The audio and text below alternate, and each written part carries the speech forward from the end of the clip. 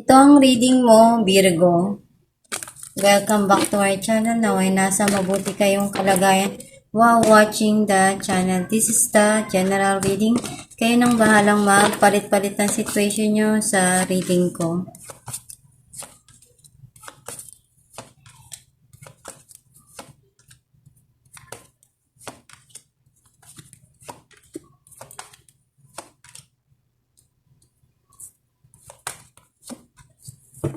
At the bottom of the deck, Four of Pentacles. I feel like yung energy mo, nasa sense ko na naandun yung mga bagay na gusto mo pang ayusin or i-secure yung future mo pagdating sa financial, sa mga pangarap mo na matupad yung gusto mo. Or some of you, pwedeng you still wanna go back dun sa taong minahal mo. Hindi mo makalimutan. Ang mensahe ng card mo, nagkakaroon na ng linaw sa iyo yung mga nangyari dun sa situation. And nagkakaroon ka na rin ng bagong idea. Some of you, you're planning something here to start. You're doing your best pagdating sa trabaho. And nakikita ko na andun yung reward after ng mga bagay na effort mo, na ginawa mo. And unti-unti namang nagiging okay ka na, nalalagpasan mo na kung ano yung pain na naramdaman mo before. May mga sitwasyon na binabalikan mo pa rin, naiisip mo pa rin kung minsan, either masaya man yan o malungkot para sa'yo.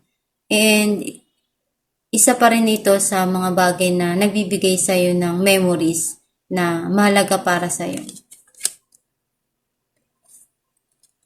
Napagod ka na dahil dun sa mga nangyari and you want to end it kasi andun yung you feel betray dun sa nangyaring yun sa buhay mo or situation.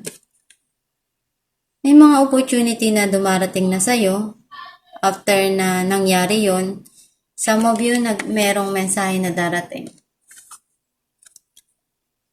You're doing something here na alam mong magagawa mo pa dun sa sitwasyon or something here na alam mong kaya mong magawan ng paraan pagdating sa financial o pag-ibig man yan.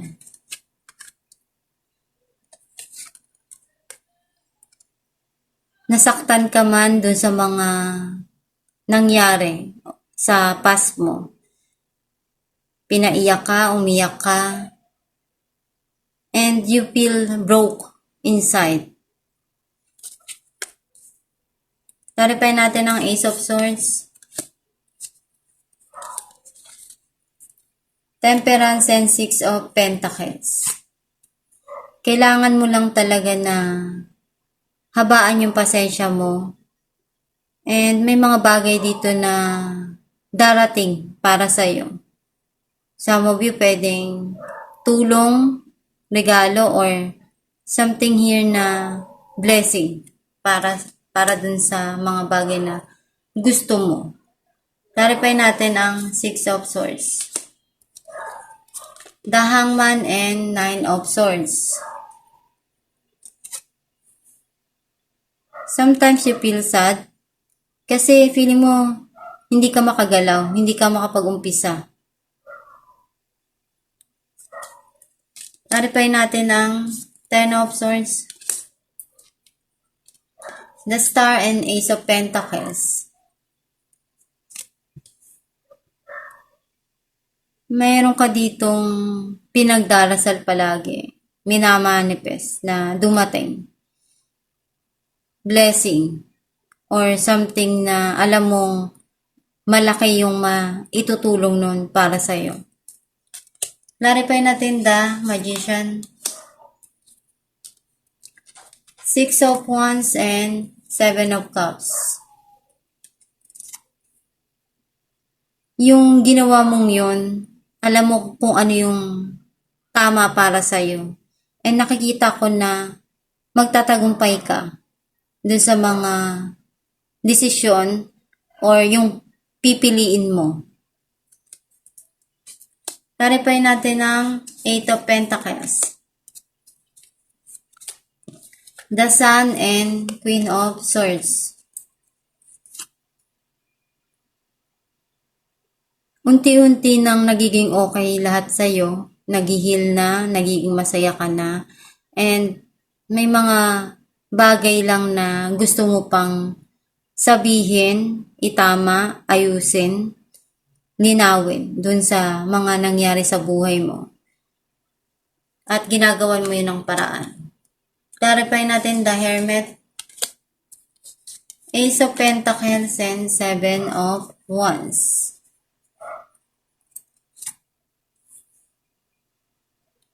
May minamanifest ka dito. Something here na pwedeng opportunity, blessing, or pwedeng pagsisimula dun sa trabaho or career na talagang gusto mo na makuha. Pwedeng financial or you're trying to do something na mag-invest at pinag-iisipan mo yun ng mabuti kung tama ba na gawin yun. Clarify natin ang 8 of Wands, 6 of Wands, and Knight of Swords.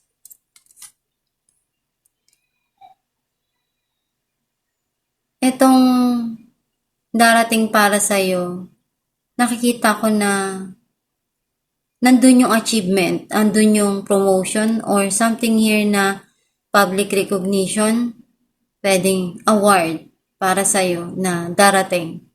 Some of you, pwedeng communication and may celebration na darating. Clarify natin 3 of Swords,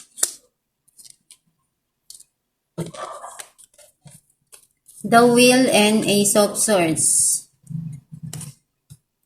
Unti-unti nang nagiging malinaw sa'yo yung mga nangyari. And nagkaroon ng end of cycle doon. Para sa'yo, mas tahimik na malaya ka, na nakukuha mo na or nahaharap mo na yung mga bagay na may harmony sa buhay mo. Compare dati na para sa'yo sobrang bigat dahil masakit yung mga nangyari. Alamin natin kung anong mensahe ng iyong gabay.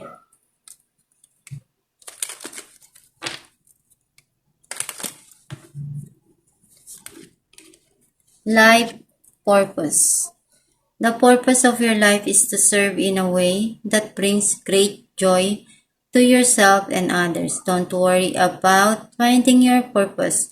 Instead, focus upon serving a purpose and then your purpose will serve you. Ang mensahe ng iyong gabay na kung ano yung purpose mo sa buhay, hindi mo kailangan hanapin yun.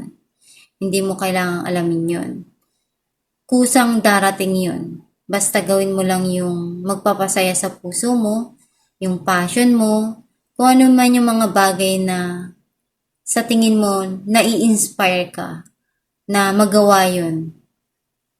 And magdasal ka lang palagi, manalig ka, magtiwala ka sa kakayahan mo na malalagpasan mo rin yung mga pagsubok na dumarating sa buhay mo.